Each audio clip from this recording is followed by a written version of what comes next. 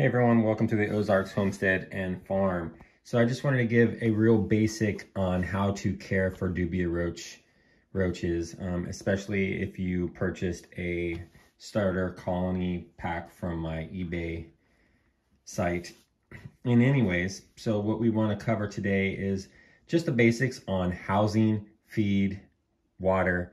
So for housing, I'm going to put a link in this video to show you how I made these containers.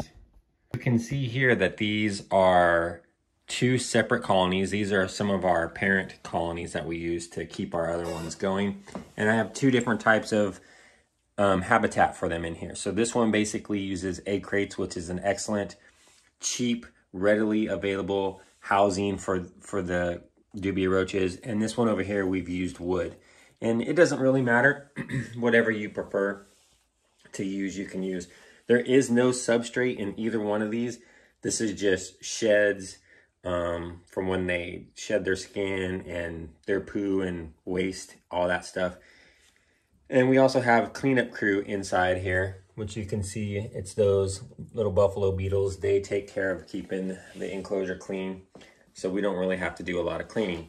Now, as far as food, you can feed these guys a numerous amount of things, but primarily, they pretty much like anything that's orange. So like an orange or a carrot is what they prefer.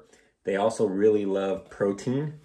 It's not recommended that you feed them too much protein, but protein will really kickstart your colony and gets them going for breeding.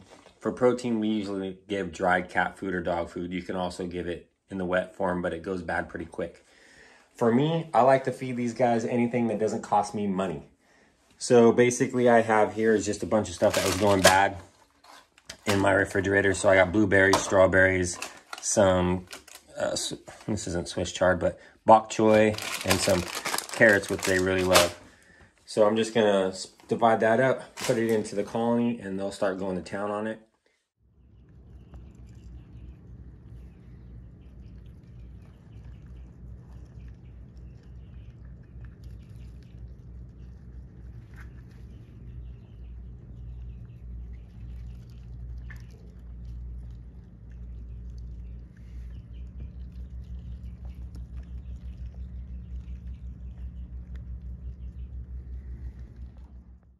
As far as water, there are several ways that you can water your Dubia roaches. You can see that there's a little bowl in here. You can use a water bowl, but they have a tendency to get stuck and drowned in it, so we don't really use water bowls. What we are currently using is paper towels soaked in water. You can see them right there and right there. That can get a little pricey over time. You do have to change out your paper towels every so often when they get moldy. Or you can buy, Cricket water or Orbeez water crystals, something along the lines of that. But all that stuff also costs money. So what have we covered so far? So I gave you a link to a video on how I made these containers.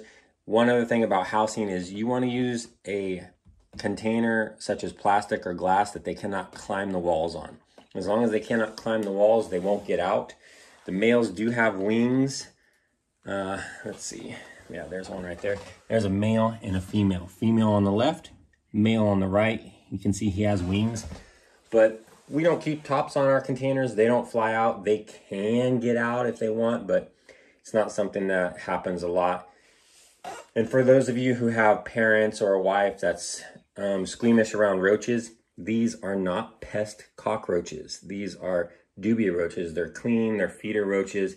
And if they happen to get out of the cage and get into your house or yard, they won't survive the winter. These guys like 70 to 80 degree temperatures, and it's just too cold in the northern United States with maybe the exception of Florida, I don't know. But winters are too cold for these things to live, produce, and become a problem. All right, so that's the housing. Here, it does get really cold in winter time, so you can either take your Dubia roach enclosure into an environmentally controlled, temperature controlled room, like say in your house or something like that. For us, we just put heating pads underneath the plastic tubs, and that pretty much takes care of the heat for them. And we also have lids that we put on, vented lids that we put on as well to help keep in the heat. So housing, feed, again, Lots and lots of things to feed them.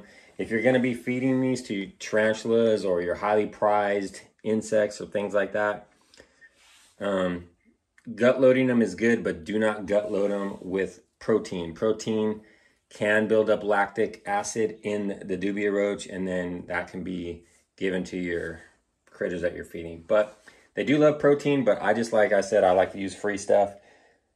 You know, things that are going bad in my garden, excess gardening materials, plant matter, things like that. So yeah, feed, water, and housing. Now, these are adults, full-size adults. You can see there's a white one right there on that log. Let's see if we can zoom in on him. He just shed. That's a juvenile. He just shed right there. And then for comparison, let's see, where are you at? Right there in that crevice. There's an adult. There's some buffalo beetles, and right there, that little brown one is pretty as a baby. So once you get them started, you get them fed, you get them watered, you get them in your container, you just let them go. And they will multiply quite rapidly, and you will have a never-ending supply of Dubia roaches to feed your collection of insects, reptiles, spiders, tarantulas, whatever it is. I also feed these to my chickens. So, yeah. So there you have it, the basics of Dubia roach care. It's fairly simple. Anyone can do it, and it keeps you from having to go buy these on a weekly or monthly basis, and doesn't cost you much, especially if you feed them for free. So thanks for watching. Please like, comment, and subscribe to our channel.